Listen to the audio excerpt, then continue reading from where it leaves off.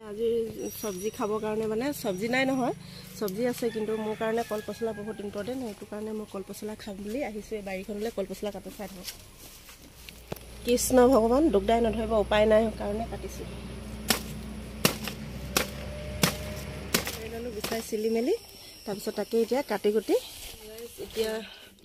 গাইছ এতিয়া বনাব লৈছো মই পচলা আৰু এয়া কেঁচা চানা এয়া পখাটো আৰু এয়া হেৰি এয়া মই কেটামান লৈছো পিয়াজ কাটি আৰু পাঁচফোৰণ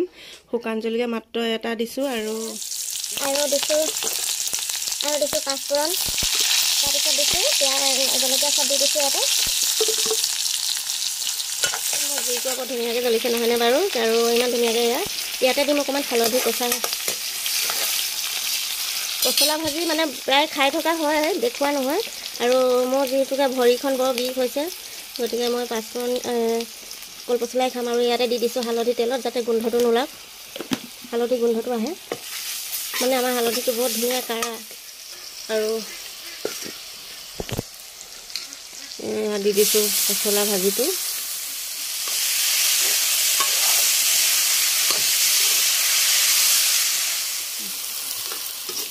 এয়া বনাই মেলি হৈ গ'ল আৰু ভাত ৰেডি কৰি দিলোঁ কল পচলা ভাজিৰে খুৱাই দিলোঁ দেওজনক